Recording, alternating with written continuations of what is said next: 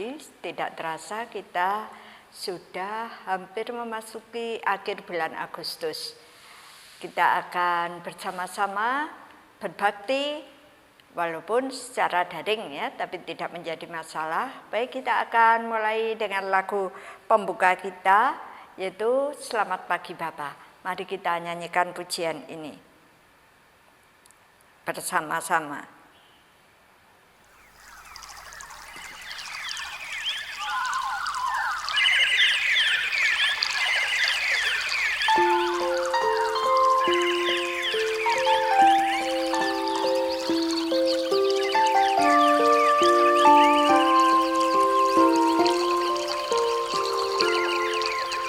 Selamat pagi Bapa, selamat pagi Yesus, selamat pagi Roh Kudus. Terima kasih atas anugerah-Mu, semalam telah berlalu. Ku memuji, ku bersyukur, memuliakan nama-Mu. Allah Bapa, Putra, Roh Kudus, terima kasih.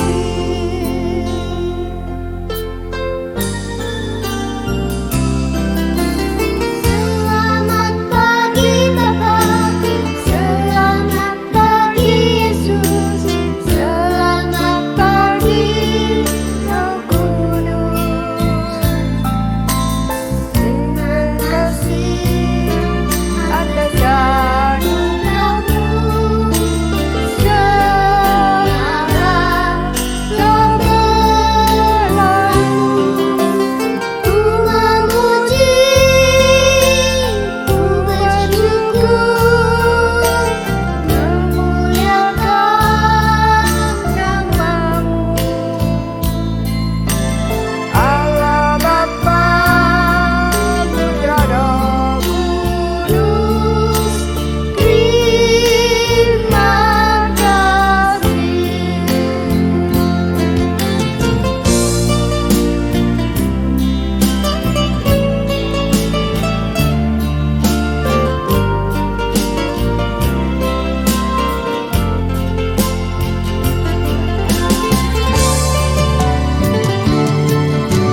Selamat pagi Bapa, selamat pagi Yesus, selamat pagi Roh Kudus.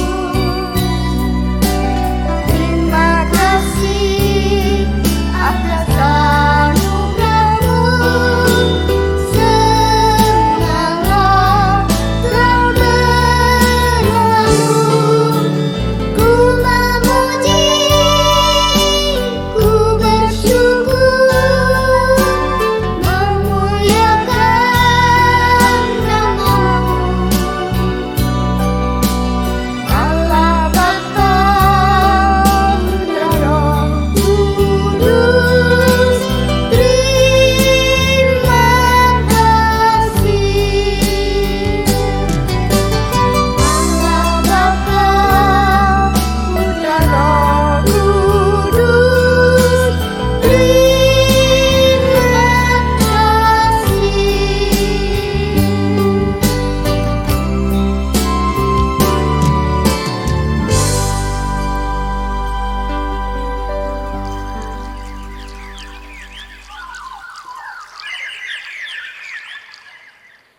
Sungguh kita mengucap syukur karena setiap hari, setiap waktu Bapa menyertai kita. Seperti yang kita pujikan tadi, terima kasih Bapa.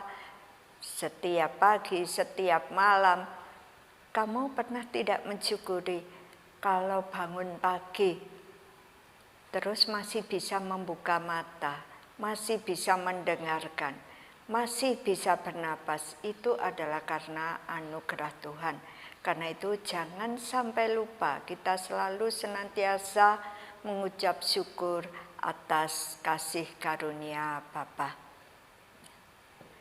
Kemudian anak-anak, tadi kita sudah memuji Tuhan, kita juga akan mendengarkan firman Tuhan yang nanti akan disampaikan oleh Butin. Tolong dipersiapkan hati untuk mendengarkan firman Tuhan. Ya, puji Tuhan. Baik, sebelum kita akan mulai renungan firman Tuhan pada pagi hari ini, mari kita akan tundukkan kepala, kita akan berdoa. Terima kasih Tuhan Yesus, kami sungguh bersyukur bahwa kami masih diberi kesempatan untuk mendengarkan firman-Mu.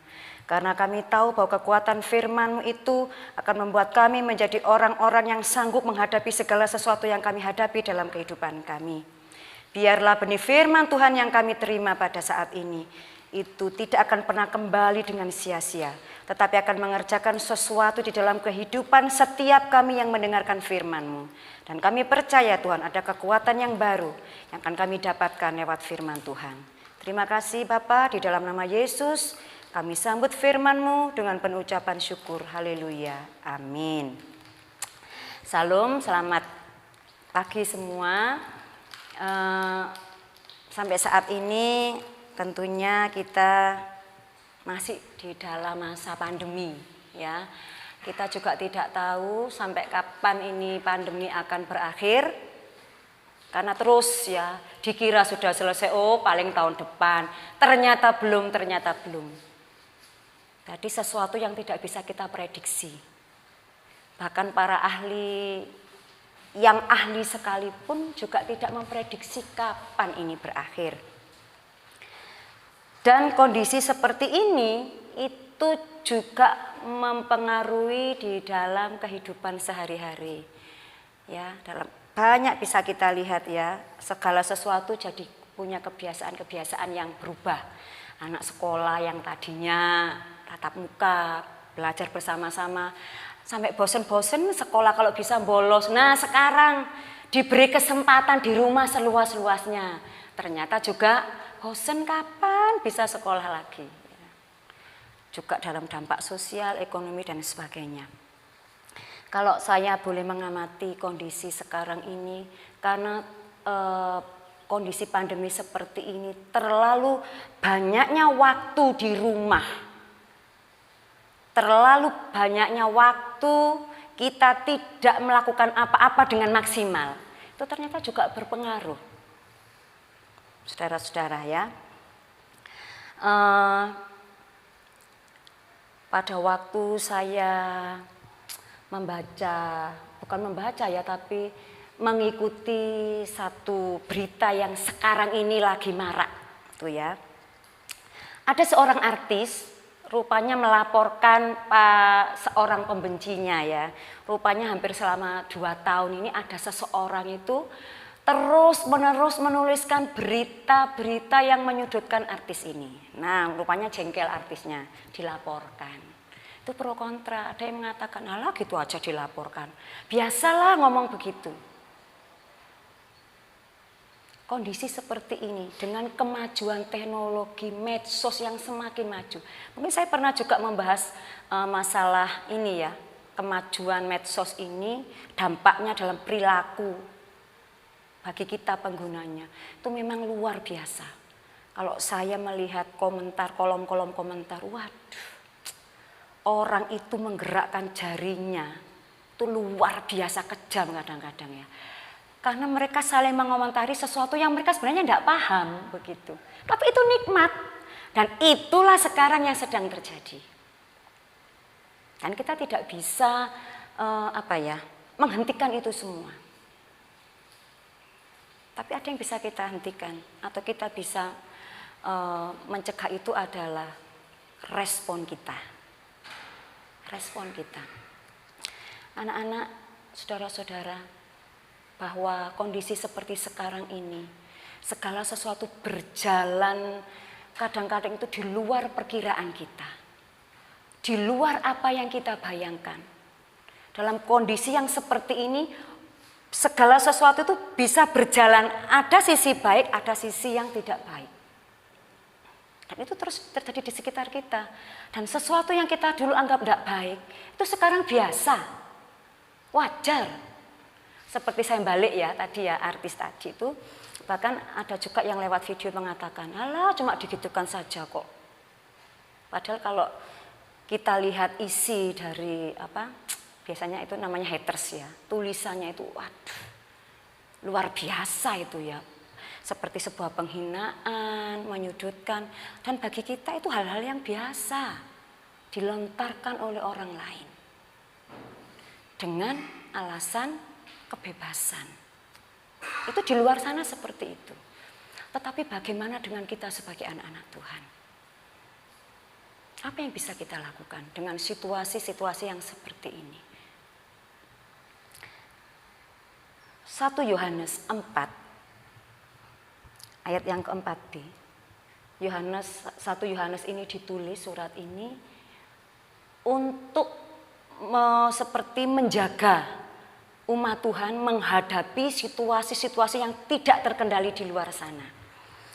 Di dalam 1 Yohanes 4 ayat 4D, saya akan bacakan ya.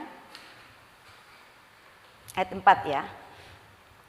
Kamu berasal dari Allah. Anak-anakku, ya, ini kepada umatnya, kamu berasal dari Allah, anak-anakku, dan kamu telah mengalahkan nabi-nabi palsu.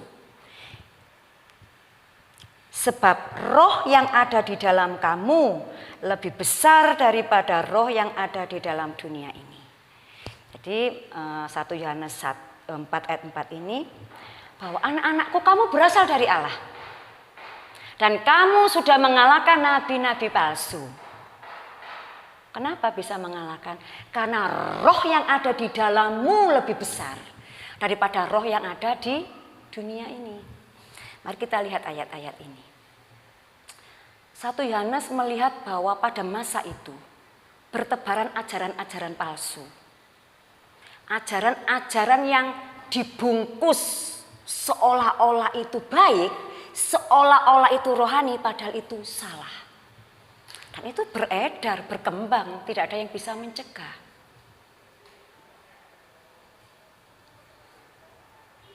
Kemudian dikatakan oleh surat ini, sesuatu yang sudah berkembang, dikatakan nabi-nabi palsu.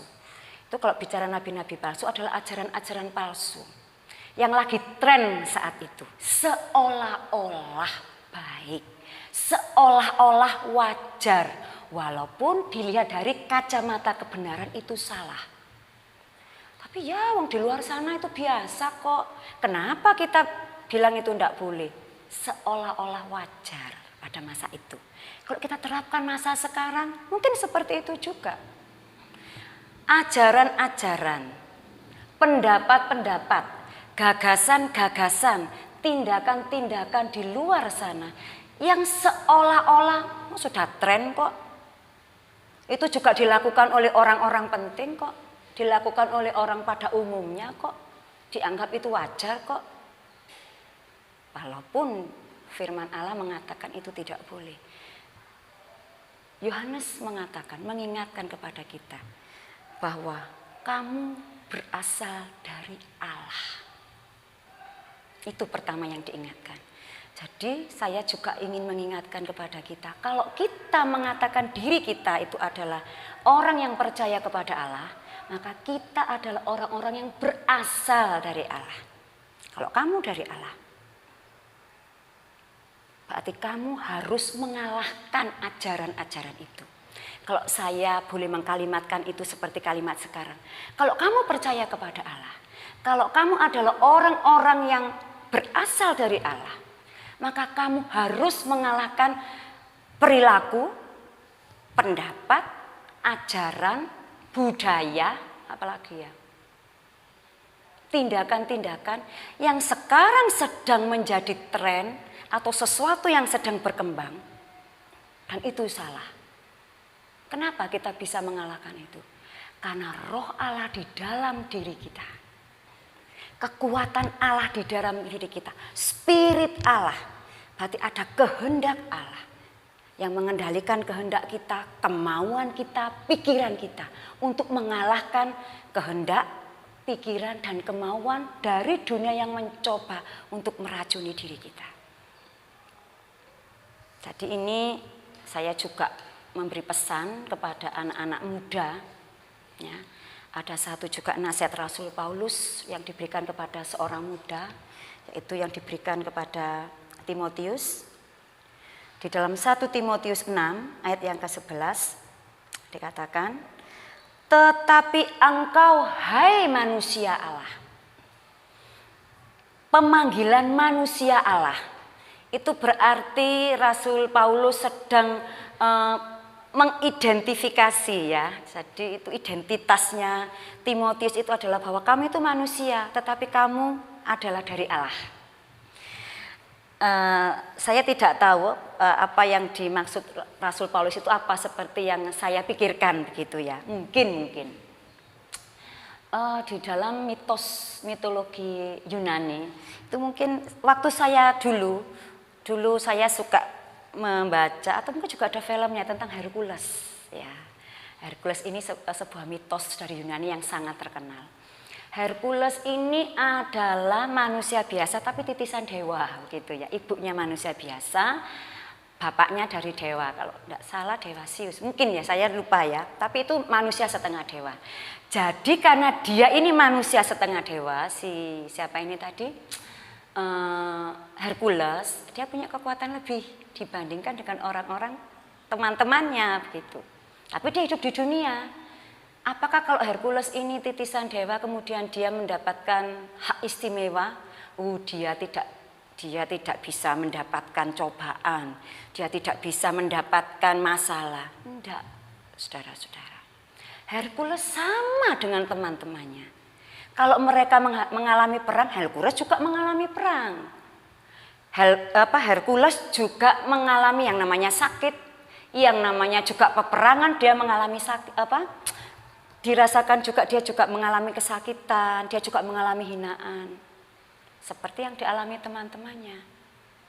Tetapi yang membedakan Hercules dengan teman-temannya, karena dia adalah titisan dewa tadi, Hercules punya respon yang lebih daripada orang-orang atau teman-temannya. Ya karena kekuatan yang lebih tadi. Kalau teman-temannya mungkin dengan musuh satu mereka bisa mengalahkan, tapi musuh dua tidak bisa. Hercules musuh satu bisa, musuh dua bisa mengalahkan.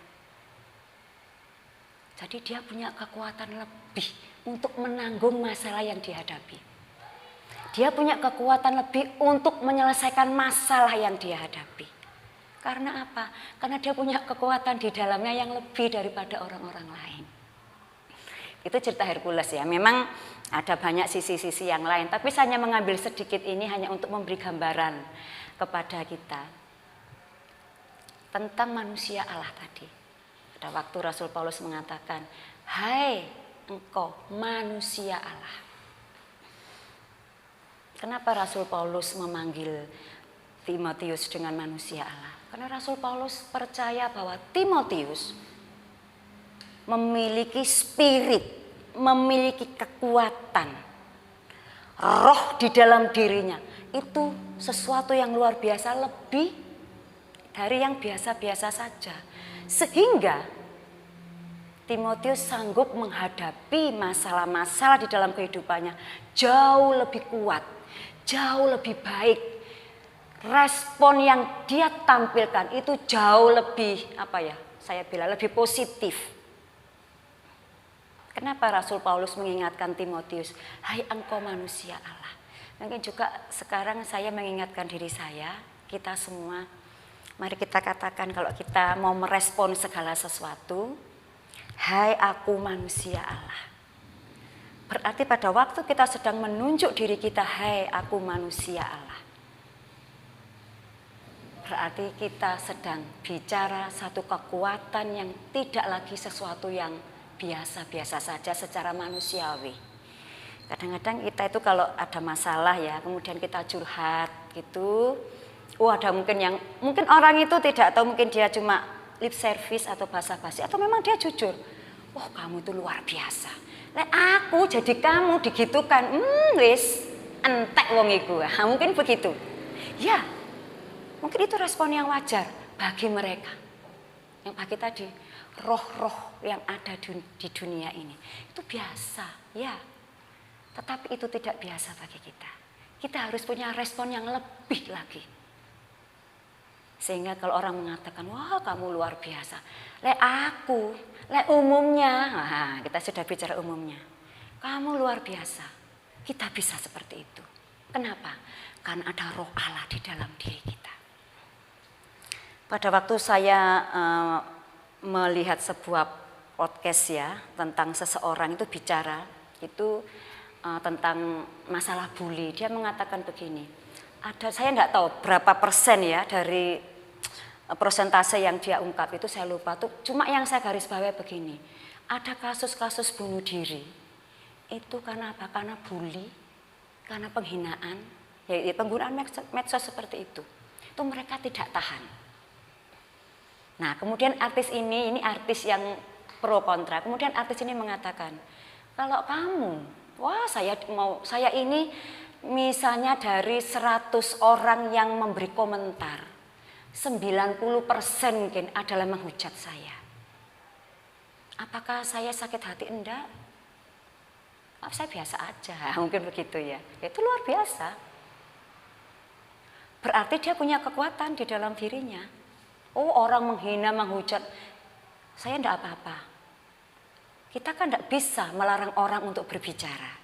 Kita tidak bisa menghentikan orang untuk menghina kita.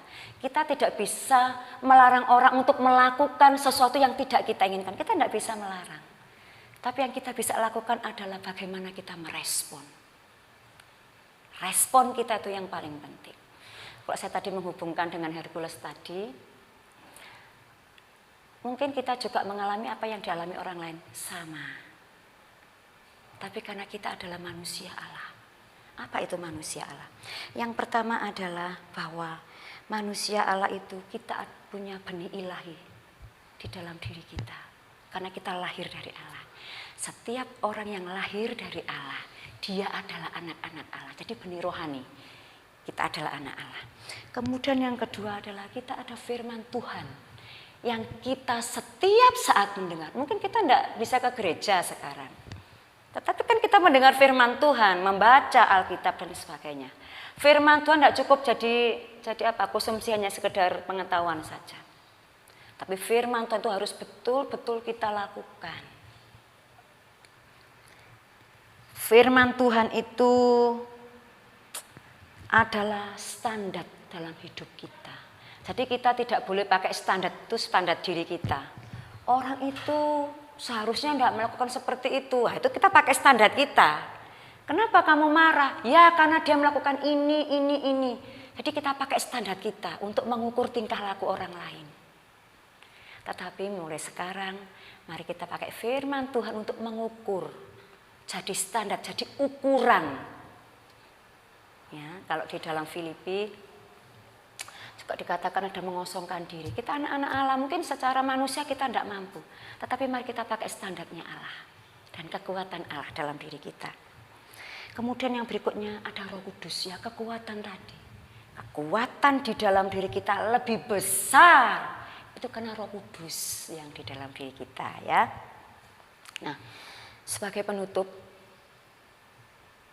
yang juga saya berikan itu sebagai temanya supaya kita ingat, saya berikan di akhir saja. Jadilah kuat. Jadilah orang kuat. Kuat secara apa? Secara iman.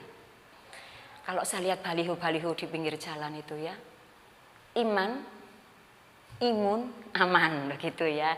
Kalau orang sibuk bagaimana menghadapi pandemi dan juga implikasinya kehidupannya, baik itu dalam kehidupan anak kecil, remaja, orang tua, ekonomi, sosial, budaya baru dan sebagainya, itu bisa memporak-porandakan dan sebagainya. Orang juga takut dengan corona. Dikatakan apa yang membuat kita bisa bertahan?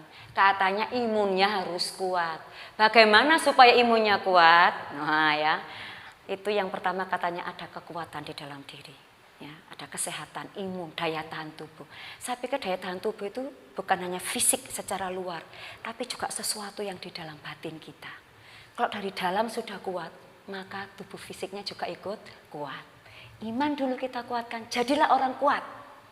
Maka kalau kita imannya kuat, imun kita juga kuat, kita menjadi kuat. Maka kita bisa aman. Bukan hanya aman secara menghadapi corona, tetapi kita bisa menjadi aman menghadapi segala perubahan di dalam lingkungan sekitar kita. Sesuatu yang tidak kita bisa tahu, tidak bisa diprediksi. Segala zaman bisa berubah. Tapi percayalah bahwa Allah di dalam Yesus itu yang tidak pernah berubah. Yang jadi pedoman kita bukanlah prediksi, bukanlah ilmu pengetahuan, bukan gelar, bukan harta. Yang menjadi kekuatan kita, pedoman kita adalah Allah di dalam Yesus yang tidak pernah tergoncangkan. Walaupun sekitar kita bisa tergoncang. Puji Tuhan, biar firman Tuhan pagi hari ini boleh menguatkan kita semua. Apapun yang kita alami saat ini. Apapun. Perubahan apapun yang sedang menimpa kita, perasaan apapun, emosi apapun yang kita rasakan. Percayalah selama kita adalah orang yang kuat karena Roh Allah kuat di dalam hidup kita. Maka kita bisa menjadi orang-orang yang bisa selamat melewati kehidupan ini. Amin. Kita akan tunduk kepala. Terima kasih Tuhan Yesus, kami percaya firman-Mu ya dan amin. Bahwa roh di dalam kami lebih kuat daripada apa yang ada di luar sana, di sekitar kami. Kami bersyukur Tuhan. Ada banyak kekhawatiran, kecemasan, ketakutan, kemarahan yang bisa datang kepada kami karena situasi yang seperti ini Tuhan. Kami tidak bisa mengendalikan situasi di luar kami, tetapi kami bisa mengendalikan respon kami. Untuk kami bisa mengelola kemarahan kami, mengelola kekhawatiran kami, mengelola ketakutan kami, mengelola kecemasan kami, mengelola keputusasaan kami, mengelola apatis kami Tuhan. Karena kami tahu ada kekuatan di dalam diri kami yang lebih besar, yang melampaui kekuatan kami sebagai manusia. Bapa, hamba berdoa, siapapun Tuhan di luar sana yang saat ini mengalami goncangan-goncangan dalam hidupnya, biar mereka menemukan Kristus yang tidak tergoncangkan itu sebagai pegangan bagi kami untuk kami boleh melewati segala goncangan-goncangan ini dan kami boleh kuat melaluinya Tuhan. Terima kasih Tuhan, terima kasih. Kalau firman mengatakan biar gunung-gunung bergoncang, biar dunia ini juga bergoncang. Tetapi kasih setia Allah dan firman dalam kehidupan kami itu akan tetap selama-lamanya mengatasi goncangan-goncangan ini Bapa. Terima kasih Tuhan, terima kasih Tuhan Yesus. Kami percaya firman yang datang kepada kami, setiap telinga yang mendengarkan firman-Mu boleh mendapatkan berkat dari firman Tuhan. Roh Kudus akan mengerjakan setiap orang yang mendengarkan firman-Mu pada saat ini Tuhan. Terima kasih Bapa, terima kasih. Kami percaya bahwa kami bersyukur memiliki Yesus dalam kehidupan kami. Terima kasih. Kami serahkan seluruh doa kami ini ke dalam tangan-Mu. Kami juga serahkan Tuhan dalam situasi pandemi ini. Kami tahu bahwa pandemi ini pasti akan berakhir. Memberkati pemimpin-pemimpin kami, pemimpin-pemimpin negara kami Tuhan di dalam membuat kebijakan-kebijakan, keputusan-keputusan berkaitan dengan pandemi ini. Kami percaya Tuhan bahwa Engkau memberikan hikmat kepada Bapak Jokowi supaya mampu membawa bangsa ini melewati badai ini Tuhan. Dan tolonglah kami sebagai rakyat Indonesia, kami memberikan dukungan penuh kepada pemerintah kami. Setiap langkah yang diambil, setiap kebijakan yang diambil, kami percaya itu semua untuk kebaikan kami masyarakat Indonesia Bapak.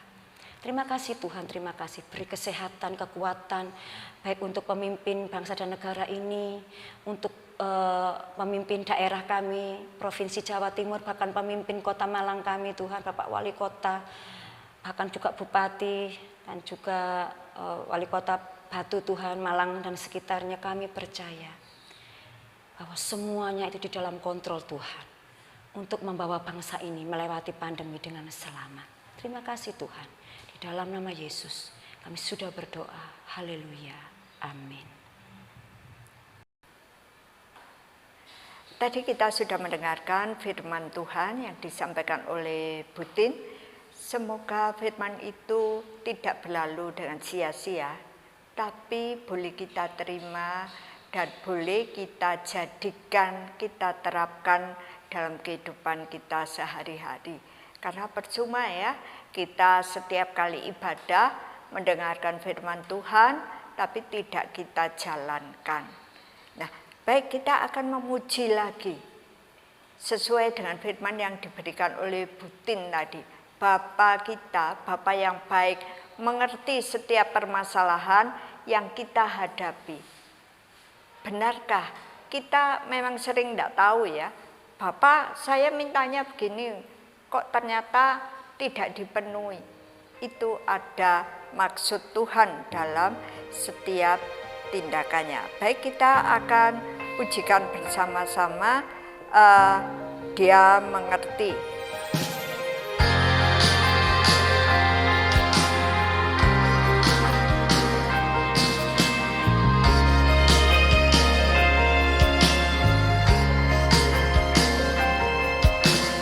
Terkadang kita merasa tak ada jalan terbuka, tak ada lagi waktu, terlambat sudah.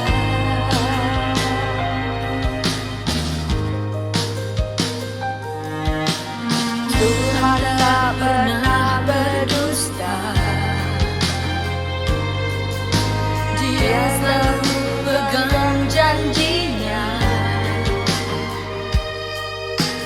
Bagi orang percaya, mujizat nyata.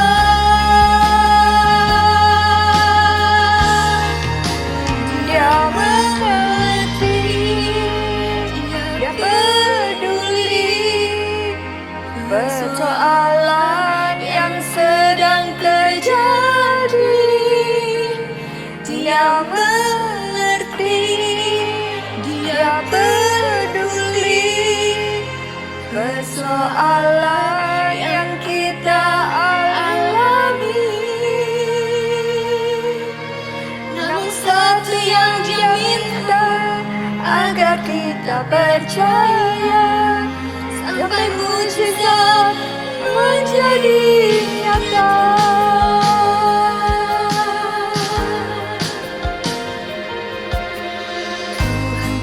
Pernah berdusta, Dia selalu pegang janjinya. Bagi orang percaya, mujizat nyata.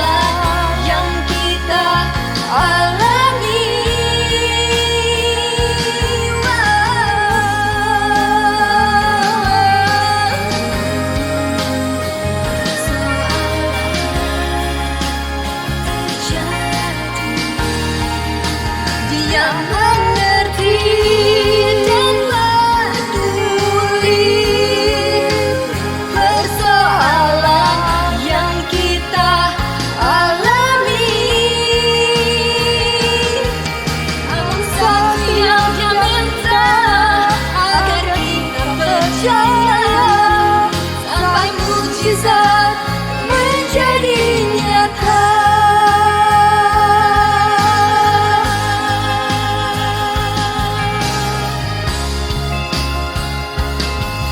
Sampai mukjizat menjadi nyata.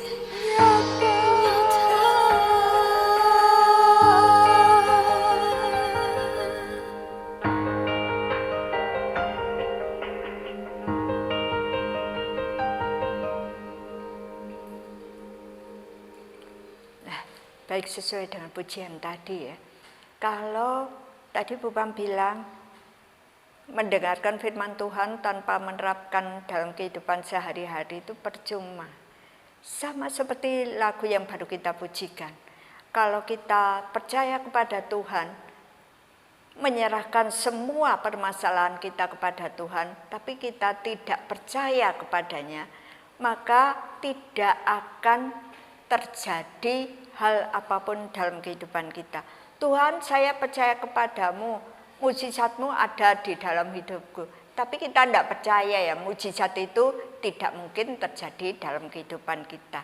Karena itu marilah Tuhan tahu setiap permasalahan yang kita hadapi, terutama dalam situasi sekarang ini ya, situasi pandemi. Kalian mungkin banyak mengeluh, aduh Tuhan banyak sekali persoalan yang saya hadapi.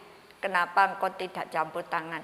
Percayalah bahwa Tuhan tahu setiap permasalahan yang kita hadapi. Mari kita serahkan semuanya ke dalam tangan Tuhan.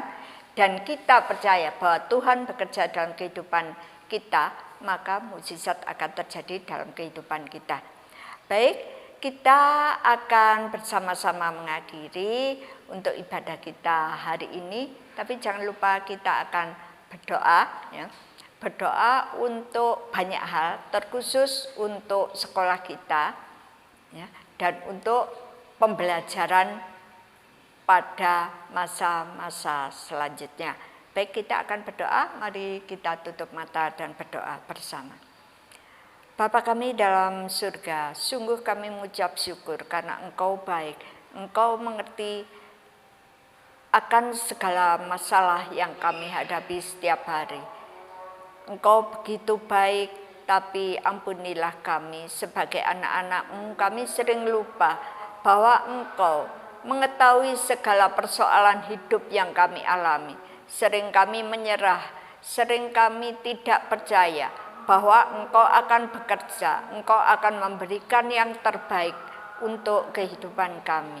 Ajarlah kami agar senantiasa memasrahkan diri dan percaya bahwa Tuhan akan menolong kami. Bapa, pada saat ini kami berdoa untuk sekolah kami SMA Kristen Petra ini.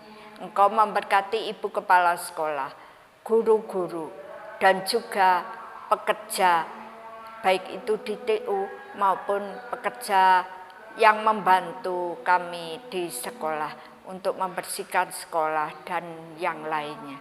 Kami percaya ya Bapak, Engkau menyertai semua orang yang bekerja untuk SMA Petra ini, baik ibu kepala sekolah, guru, TU, dan juga ibu yang membersihkan sekolah. Kami percaya Tuhan menjaga kesehatannya, sehingga semuanya dapat melakukan kegiatan terkhusus untuk pembelajaran meskipun dalam suasana pandemi. Biarlah ya Tuhan, Engkau juga menyertai kami selaku murid-murid agar kami boleh tetap mengikuti pembelajaran dengan baik meskipun secara daring. Engkau memberkati kami yang mungkin mempunyai masalah dalam hal keuangan, jaringan, dan masalah-masalah lain. Tuhan, kami percaya Engkau mau tolong. Kami juga berdoa untuk proses vaksinasi bagi anak-anak, di mana ada mereka yang belum mendapatkan vaksin. Kiranya Tuhan sendiri yang juga mau tolong, mau atur, sehingga pada saatnya nanti semua murid-murid boleh mendapat vaksinasi, sehingga pada saatnya nanti mereka boleh kembali hadir di sekolah bersama-sama untuk melaksanakan pelajaran tatap muka. Bapak, kami berdoa juga untuk yayasan kami. Bapak, kiranya Engkau juga menyertai setiap orang yang bekerja di yayasan agar dapat mengelola kegiatan di sekolah Petra ini, baik mulai dari TK, SD, SMP maupun SMA. Kalau semua terkelola dengan baik, maka semuanya akan berjalan sesuai dengan kehendak Tuhan. Kami berdoa juga untuk bangsa dan negara kami.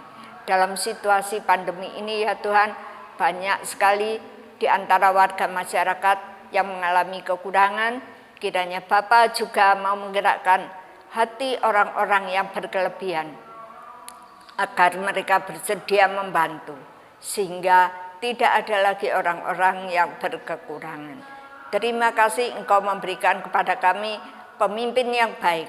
Kiranya Tuhan juga mau melindungi, mau memberikan hikmat dan bijaksana agar beliau boleh menangani pandemi secara baik dan mendapatkan dukungan dari seluruh masyarakat. Karena kami tahu ya Bapak, jika Engkau berkehendak, maka pandemi boleh berakhir. Tapi jika kami tidak berusaha, maka pandemi juga tidak akan berakhir. Kami hanya percaya bahwa Engkau lah yang berkuasa atas seluruh kehidupan umat manusia. Karena itu Engkau selalu memberikan apa yang terbaik supaya kami mengerti apa maksud Tuhan di dalam kehidupan kami. Terima kasih ya Bapa, seluruh doa kami panjatkan hanya di dalam nama Tuhan Yesus Kristus. Amin. Terima kasih anak-anak sudah mengikuti ibadah pada hari ini. Sampai bertemu lagi pada ibadah selanjutnya. Tuhan Yesus memberkati.